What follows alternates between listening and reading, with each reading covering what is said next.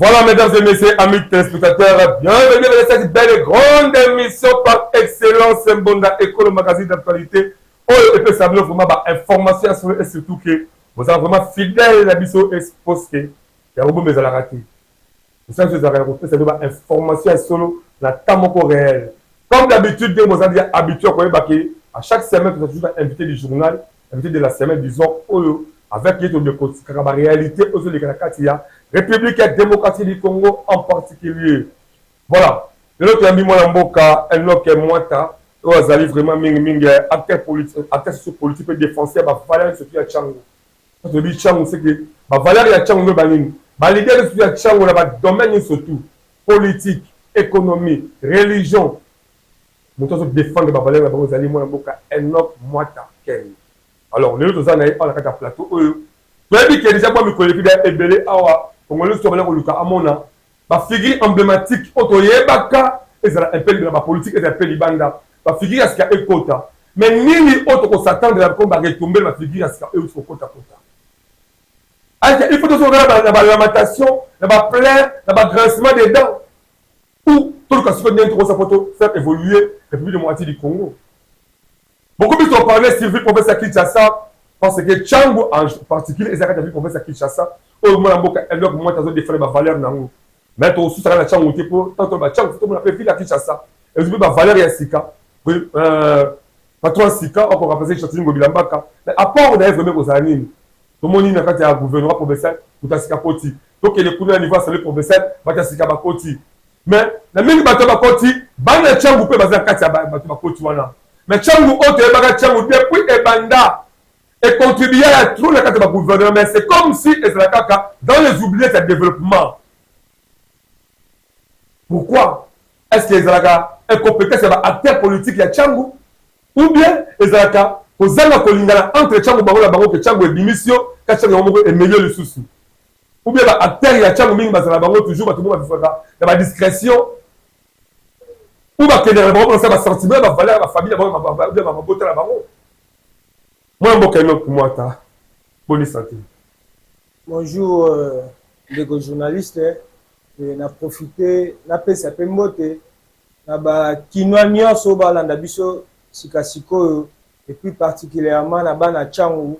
Là, je cite Massina, Njili, Kimbateke, Télé, Pemaluku. Tika été Kime a Kolonzambe, Ezanabino, Bolandabiso vraiment na bokebi mingi.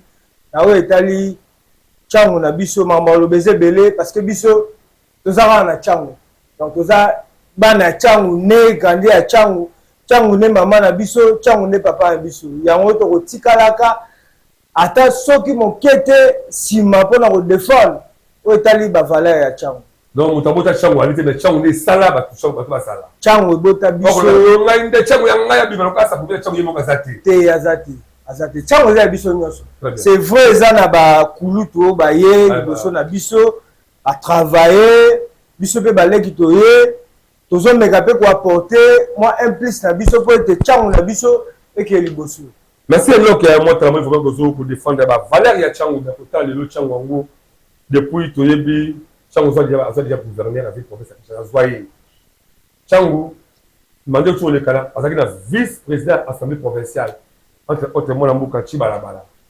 Le Oyo Tchango, attention la président assemblée nationale, assemblée professionnelle, le président assemblée professionnelle, mon amour quand assemblée sous pasteur. Mais dans le temps là leader politique ma casse balika na Tchango. C'est comme si Tchango azaraka ba oublier le développement. Dans le temps là Tchango il que moi ya Tchango ya propre. Il faut mettre les ans le Tchango à développer ma casse. Est-ce qu'il a fait ça pour pouvoir ba tout monde pour ça bon il paye yo, on peut ça avec pouvoir. Faut que l'ingio on achète pouvoir. Mais est ça que le Tchango et le développement on est toujours trop lent. Il n'a pas passé comme ça.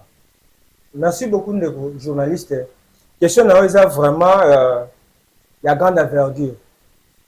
Certes, dans le législatif, il y a les cas, Tchango to bénéficie qui na président et vice-président pardon de l'Assemblée provinciale. Nous avons quelques 3 ministres, je crois. Je cite ministère et la finance. Django vous dit. Nous avons Tchango, ministère et la transport.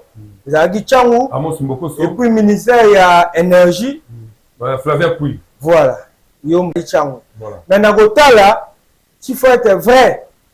la gestion ya bandeko bazaki na ba institution na ya ville à Kinshasa, vous trouverez qu'il y avait beaucoup de failles. Beaucoup de failles.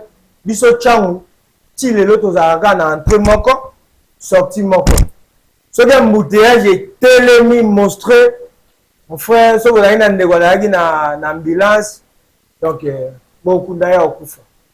Et ce tobi to kende vraiment total à la manière dont bandeko ba géraki makambo. Yo vana na Tchangu, moi vana na Tchangu. Na ebite so to pesa bandeko ta 4 sur 10. Mais malheureusement tout na bien heureusement bandeko wana o toyebaka wana moko mibale bazongi kaka komika ba député national, ba député nationaux pardon, ba député provinciaux pe misusu et la chance moi je dirais la chance et puis ça meli bango et ba les cas misusu mais ngana il y a beaucoup plus na toucher ma personne parce que moi je défends le valeur. Voilà. Moi je défends les valeurs pour que Tchangu et que Kaliboso. Moi je dirais que t'as la gestion à bandeko va gérer pendant 5 ans sur les cas et le mona gouverneur Ngobila vraiment et pas de bonnes choses. Mahamozaki bien été. Parce que comment expliquer biso la Tchangu toza la vice-président de l'Assemblée provinciale.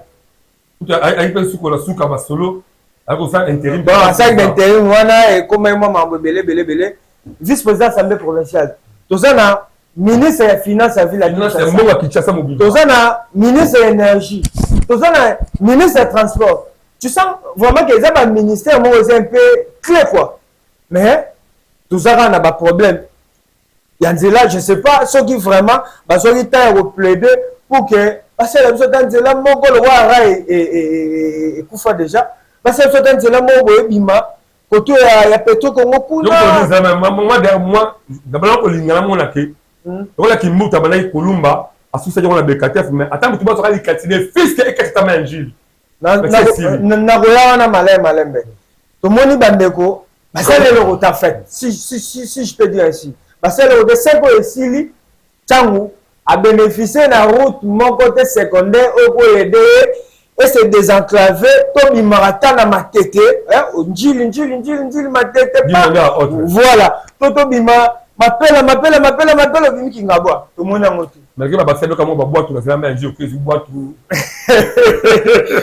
bon voilà un peu donc je dirais que bandeko badaki na ba tête ba ministère wana vraiment malheureusement to heureusement lelo baza peka ba député Kuyutu na Mbokoso alaki président bureau d'âge à l'Assemblée provinciale naga bimse matata des ordres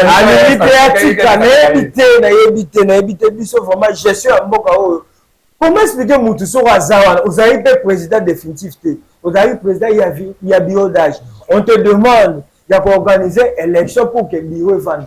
Il a poussé des raisons wana na loba la conditionnel il semblerait que a poussé ba raison élection ça la matière ti il a eu forcing élection salami ndeko alongwe biwa sikeye. En tout cas moi je dirais ceci bakulu tuna biso ya Tchangu to linga Tchangu lelo yo nzamba koza grâce yo comme siko komi avant yo wana bandeko baleka avant yo bazalaka après yo pe ba diriger ba kozala. Alors tant yo di chance ya ko diriger la kisa biso que vous avez besoin de Tchangu de façon que l'obito yo okende totamara lende yo mwa sakawana il a fait en sorte que Tchangu ait bénéficié de l'oko X. De manière que pas koya quand même amona que y a des retombées mais il y a possible na salaki il y a des dossiers dans la mais ça va continuer. Voilà, rien seulement ba retombées mais après tant que na ba trace na yo yo suka na 2 il y a bandi 3 4 5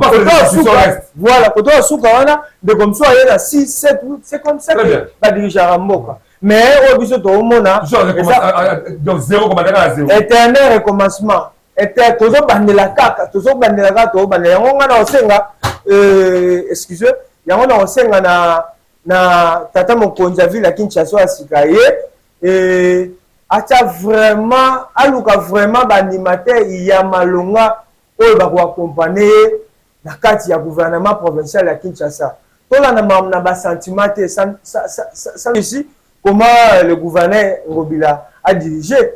En tout cas, ils ont des choses belé qu'on ne peut pas parler ici parce que Kinois Nyo Sovan à Kinshasa a yebi comment la gestion de la ville à Kinshasa est agi. Dans le sein, on a tata Mokondi Asika, la ville à Kinshasa, moi, Moka Daniel Bumba, et le mona Oyazo accompagné, moi, Moka Edi Langi, Edi Yeli Molangi, pour comprendre les accords de Messana Bango, et ça, et moi, Sika, et je pense que pour y aller Bango, vraiment, Batala, Bandego Nini, Bango, Chaba accompagné, Bango, surtout, dans le ministère où ils ont clé du site transport, finance, ministère, il y a quoi ça? Il y a sécurité, ministère, il y a environnement, voilà, et ça, côté intérieur. Voilà, ministère intérieur, pardon, et ça, le ministère où nous avons vraiment battu au bazar, homme de terrain, bazar compétent, de façon que éradiquer le phénomène net Kuluna, et salubrité, salité, vu la Kinshasa, c'est tout ça. Voilà, nous sommes toujours en train de continuer avec un Mboka, un autre acteur sociopolitique, un défenseur à Valeria, la Changu Tobe Kamasule, la Changu surtout Mingi. Et quand il y a Changu, donc on attaque la ville province à Kinshasa, parce que les Agatia, ville à Kinshasa, et que patron Azali Kakaboko, Mboka Daniel Bumba, oh, a dit que nous avons Kumba, ville province à Kinshasa, le Mona, et dit hier le Moulami. Donc, quand il y a Mamakela, il dit hier les trop à côté, Bumbu, alors, maintenant, au monde, parce que j'ai encore Bayaki. J'ai encore la Kingabo, champion. Allez, Babali, ma fleur, dans ma boulevard, mais Soukapi. Ok, à la boulevard le Mumba, au Yorota, le boulevard le Mumba. Maman, ben, la Katia, la caisse à l'État. Et Baby Samata, c'est comme si ma Tchaka a un projet à Papa Roma. Papa Roma, il y a un côté à mon essai, tout par terre. Donc, Baby Samata, l'État, le Macabo, nous allons incapable. C'est ça, tu l'as monté. Il y a l'autorité à Sikabo, c'est Sikawana. Donc, moi, l'Assemblée provinciale, moi, à Tchangou, je dis bien, pour présider l'Assemblée provinciale, de quoi tu vas bien habiter, donc, c'est là qu'on va lutter Kaliboso, en tout cas, même nous avons la témoin le côté lié. En tout cas, si on peut savoir même 4 à 6 Boutazate. Mais il y a d'autres, parce qu'on a une institution Mboka. Donc, l'Assemblée nationale et l'Assemblée provinciale. Mais on a un poste. Moi, je suis Daniel Bumba. Nous avons parce que tu condamné, mais on va condamner les alités. Condamnation de Bombi. Tout ça, c'est tout le monde clair qui ça et Bonga. Mais au conseil de la banane, tu vas bénéficier pour la Kassia. Si tu es si voilà. Qui chasse ça, ils ont bon. On les a parmi. La diamant est le pense. Voilà. Moi, je condamné d'abord à mon Daniel Bumba et dit exactement. Non, c'est à peine. On a support visionnaire à Kinshasa et Zako Bonga. Kinshasa est allé dans 4 districts, y compris Changu la Kati. Yo état qui nous a défendu la valeur et la Changu. Il y a des qui va la Changu au côté de Kati. De l'autre aussi, la habité d'abord. Changu, on a que les scolaires, moi, on a déterminé la commune. Président, il y a l'Assemblée provinciale, avec moi, la Changu, je crois que la commune a Kimbaseke. Je crois. Pour la base, il y a Bamasina. C'est un natif de Kimbaseke. Il y a un s'appelle natif à Massina. Moi, la Changu a Tongo. La Massina, vous avez la Changu, il y a le local, il y a la Tango et les Kalaki, vous avez un petit balabala, mais on a tout cas dans mon avis, on a dit si vous avez un acteur politique, nous avons un Katiaba, l'Assemblée provinciale, au champ, on va la Massina. Merci beaucoup, Ndeko. Nous avons moi, si Mamouké, au Italie, le nouveau gouverneur Daniel Bumba, que je salue en passant. J'ai la chance, il y a un programme, il y a un gouvernement. Et vraiment, j'ai été emballé. Discours, ce jour-là, vraiment, ça m'a fait du bien. Jusqu'à ce que Nakena ait empêché Mbote, Mboka. Vous avez un soutien. Avant, il y a un profil d'abord Daniel Bumba. Est-ce que vous avez d'abord convaincu que Daniel Bumba peut s'appeler Moussala Moko? Pourquoi pas? Non, pourquoi pas? C'est un Kinois né grandi à Kinshasa. Daniel Bumba. Ngobila Lobaki. Daniel Bumba, Toyebi. C'est un Kinois. Attends-moi, on a Kina Tongo. On a commis à Kinshasa. La volonté de côté, Mawana. Azuta a travaillé au sein du cabinet à chef de l'État, à chef d'entreprise. Donc, c'est quelqu'un qui maîtrise un peu, a maîtrisé vraiment gestion. Il y a un peu raté. Vraiment, il y a un peu raté. Il y a bien été de près comme ça, mais de loin, à travers Bandeko, Jagger Chimakina, c'est quelqu'un où on a senti vraiment il y a l'amour de diriger. En plus, il faut que l'on ndeko Daniel Bumba aza accompagné na le vice-gouverneur Edi Yeli. Edi Yeli nangenge na funa ba benga papa social. Nazora moi chance ya fréquenter ba commune wana. Tu sens vraiment c'est quelqu'un, c'est un homme du terrain. Mais ndako na yo moko siko na communauté différente là. Bien sûr, mais ceux qui déjà arrivera déjà pour kombola ndako na très bien. Mais tout le monde je koko pa ya kaza kinga pas bien que papa social. Mais tant que tu vas faire ce qui ça. Mais c'est comme si c'est un langage bas sentiment pour moi là que il y a une personne du nom de Jekoko mais après bon na okota vraiment na ba biloko ante andeko na nga ya kulutu na nga Jekoko que je respecte beaucoup. Mais tout respecté pour tout mais quand il s'agit faut dire que non c'est ma facteur il va faire ça qui mine non je vois pas yaki araki titulaire était araki adjoint ya ngobila et il est pas ça pas jouer au moment de ngobila alingane ni on va comprendre muke soki yo yé zo ko accompagner faut tambolaka de 1 à 10 na oyo linga soki yo yé au expertise na yo ni non vous to sala boye là on va du profil de Daniel Bumba za humble za pourquoi que bako tamé dans Elié mais azaka humble quand c'est ça moko qui chasse ça ni ebonga azaka humble Daniel Bumba aza technocrate ndeko Elié aza homme de terrain tu vois déjà symbiose wana mi balé wana déjà ça va créer quelque chose pour que lobby Kinshasa vraiment tout le monde en vraiment mais c'est quoi la caméra mais c'est quoi la caméra voilà tout ça Daniel Bumba tout ça Elié baza bako balé wana pour donner mon pour notre bonne expertise dans le terrain mais la profil la bango on a immédiatement pour la bango c'est parti moi la mboka Daniel Bumba biso ba kinois to s'appelle na yono comme gouverneur ya ville à Kinshasa ville à Kinshasa ezo zelona ba défi ebelé notamment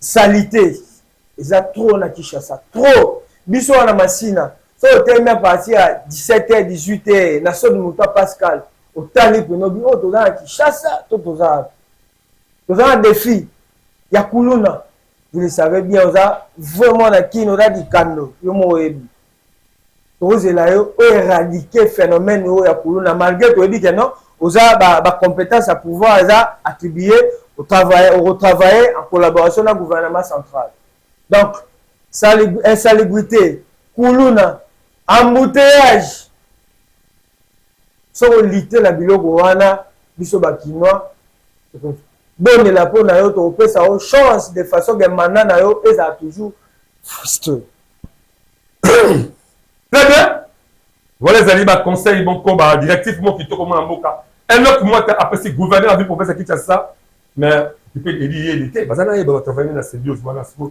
Elié o yo pobio yebi depuis kala papa social ben quand même siko ville à Kinshasa ba ko papa social mais quand je parle de Daniel Bumba je vois directement bazaye baomi balé ba travailler en collaboration et dit landoré la gouvernement a photo sala boye mon machine za komi mo boye photo sala boye to réussi ba sala boye si très bien merci pour la ligne voilà to solo ligne tellement kamba bona boka Daniel Bumba wazali gouverneur ville qui c'est le gona edi iyeli molangi wazali adjoint nae maintenant to kimambango siko na masina na on va to ta masina on sait na mwana mboka écrit mateta aba c'est le mamuke la masina autotaki d'abord bien pour ba séparateur ba séparateur mais ba la masina tout ba la chambre en général c'est comme si ba pour respecter vraiment ba valeur on a été au moins maman ba sauter na séparateur à sauter au banga tête que mais oh parce que alors les kezali ba on kuna ba plateau et on revient juste après si c'est plateau auto continuer dans mon mboka un autre mois c'est parti la régie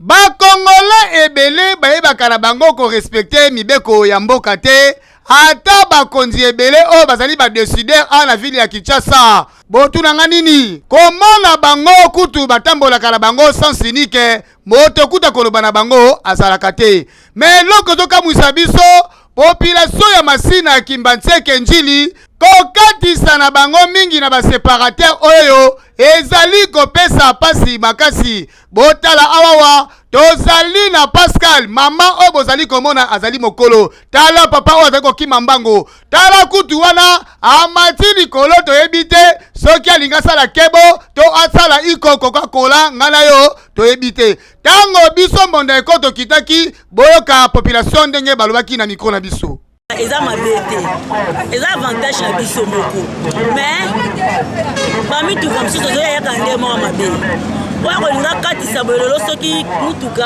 etuti ye wana leta aloba ayebi wana te mpe boya tokatisa awa batia tosoti mutu akona mpo toleka na likolo yango omonaki lelo soki mutu etuti mutu aba leta deja aloba yango oyo aza kuna te wana eta makambo na biso motali biso moko mais balakisa za bayoka te batiela biso deya esika kokatisa eza kuna mais bato baolingaka kokatisa na ndenge ya kibose esika boye kokatisa eza malamu te papa so batuti yake perte wana etaleli leta te tozosenga na population ya Masina Njili Kimbanseke boyeba kozwa so ya ntoto na bino po vi na yo eza vi na yo yebela de retour sur ce plateau exceptionnel ya magazine Mbonda Ekolo yo de ko c'est vraiment que oya ko passer la kati ya magazine Mbonda Ekolo to ko ya vraiment maboko za ko fuma po plateau za vraiment pour la bino makamunde ko moja azoloba so ya biko za vraiment leader la kati ya changu so bonike et c'est pas l'isioté au canada été mameli banga na nzela au canada été ma politique on bozana ngoko composer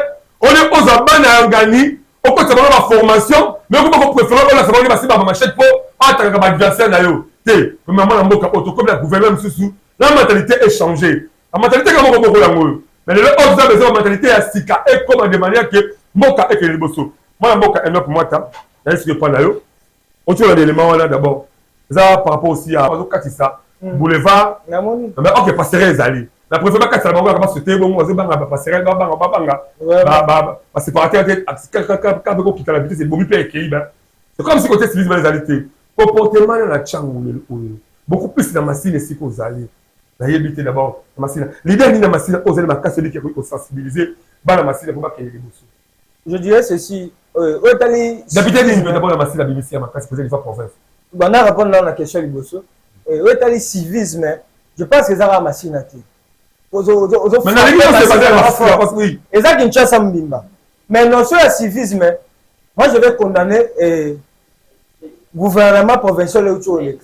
Vous savez que la ville de Kinshasa a na charge wana ya ko sensibiliser batu na o etali ba notion élémentaire neti ya kokata goudron to macadam neti ya koleka likolo ya passerelle tout ça et ça le dernièrement na en tête to ko na biso il y avait quelque chose comme ça va ba 2 ou 3 jours kaka bazobela wana na mégaphone kataka nani babilo mo ba ya jawa passerelle voilà mais ça n'a pas pris du temps so landi ndeko wana banga futa ba bien.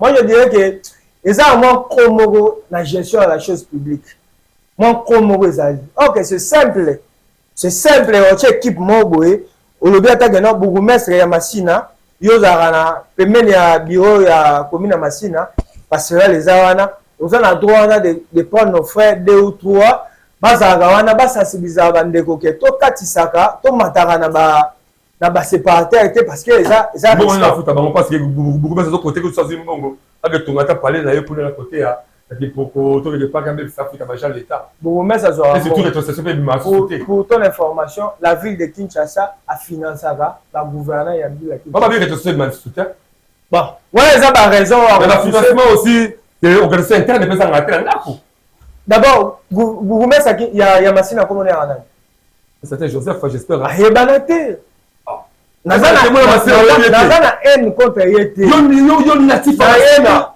bourgmestre to l'exa ba bourgmestre ya pona sa publicité na bangote le fait maman Ernestine Mujinga ndeko Toussaint Kaputu je crois parmi bayumba wumela makasi mais moi na Masina nyonso so tuni oyeba ke Toussaint Kaputu maman Mujinga mais ndeko ba tsebiso na Masina habité non mon attaché azalakate papa mais très c'est comme moi mboka sikoyo bumba mboka bumba d'aller bumba du pouvoir par rapport à bourgmestre tout wana omoni comme ya député provincial omoni musala ya osala makasi eza na Kinshasa surtout na Tchango c'est que la sécurité c'est un peu aussi à part à bourgmestre parce que Tchango jour Tchango ekozwa mesure mo ya ko sa voler ya ko mata ça Kinshasa nde ebongi lelo toza fier d'avoir le pasteur Lévi Mbuta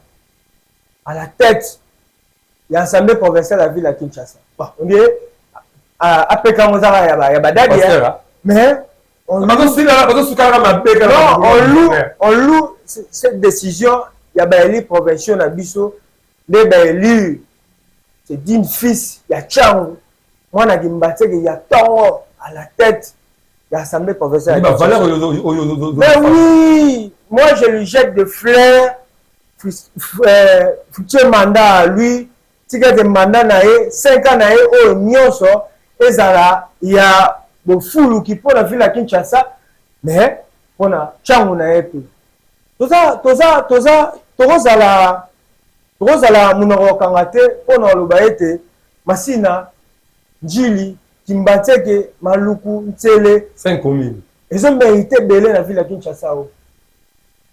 Tchang le fait Kabila le père tant à continent Afdel toza parmi bateaux on a lité Toyamba Afdel après cela quand le rebelle nous a attaqué to attaquer bango bakima yango na na été so rebi sous si c'est 3 mois to futa maïté to futa courante et ça le Kabila le père a tombé biso marché liberté la biso donc Tchang eza circonscription moko ya ko respecter ma case ngai loko na osenga na baeli provinciaux ya Kinshasa basunga le président Levi Mbuta akena musala na banani na gouvernement provincial. Ça livre vraiment et le côté. Là, on doit le dire. On les respecte beaucoup, mais pour ça, là, parce que quand on dit ça, les locaux, exactement pour son mandat. Pour son mandat, tu as le droit d'acheter parce que donc, ça pour l'intérêt commun. Oui! Exactement, il n'y a pas de 10 000 francs, 5 000, 10 000. On a fait la mendicité. Mais oui! Très bien. Tolingi, le jeune, moi, je balai na biso bazoya, to bakamana na biso baza, ba sentir vraiment que non, je suis fier d'appartenir à la communauté au Yamasina. Voilà, mais ce que tu as lingi, tu peux souka vraiment la journée la biso, tu la souka ya émission la biso, lingi otala caméra wana, va juste dans une vidéo de 30 secondes comme ça, ma itolobi awa au moins itolobi té. Message ne peut lancer, na moi la mbuka gouverneur a vu la Kinshasa, na adjoint na ye. Puis là, bandeko, on va faire l'Assemblée provinciale pour te constater. Bon, ça fait la machine, la Tchang en général. Merci. Valère surtout. Merci. Valère. Merci beaucoup, de journalistes. Ça fait plaisir à ma sœur. Bana Massina, Oeza, Yaya Nabino, Leki Nabino, moi Nabino, Enoch Mwata, les pacificateurs, les bonheurs bien en aïe. Dans le marate pour nous défendre le Valère, la Tchang. Dans le marathon pour dénoncer Mambo ça a été Tchang Tambola bien ti na banana na secteur sécuritaire na Masina le est difficile pour que jeunes garçons ya 17 ans 18 ans 19 ans 20 ans à Tambola pendant une heure de temps à l'aise. C'est vrai tout dans beto traquer ba kuluna parce que bazo créer ba désordre mais numéro 1 à la police à Massina. Tant on a tinda bandeko na terrain, bakanga bakulu na ba ta désordre. Senga bango ba travailler avec beaucoup de sagesse, avec beaucoup de retenue. Parce que bizarrement beaucoup de professionnalisme. Parce que bizarrement bazo kanga ndamba innocent. On m'a appelé dernièrement petit na biso moko boyaza na asa faut présenter examen d'état. Bah bimisi eka kuluna pa bazie pa na micho to ba petwana asana kanya makasi. Vraiment ce genre d'arrestation arbitraire les a qui toko soki mokiete. Na sengi na bana Masina to soutenir bateau ba moni que ba apporter un plus pour que Masina na biso ok liboso. Ngai wa bino na lobi ete na Masina toza 3 députés provinciaux o babima bandeko na biso baya na biso baleki na biso.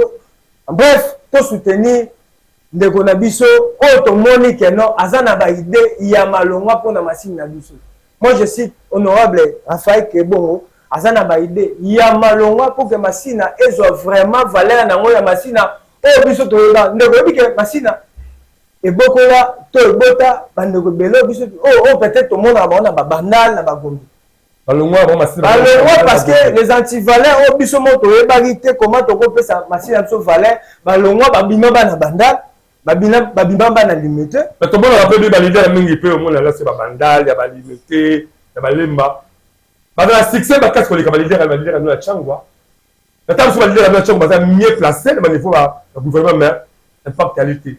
Voilà, ça m'est fini. Merci à Benjamin Kilunga, merci à Wilfried Samba, merci à Iridia Mateta. Voilà, ça a été honneur pour nous, à Mwana Mboka. Un autre mois, Azali, opéra, Azali, acteur politico, socio-économique, surtout. La qui tourne pas de défendre la même balai à Chango.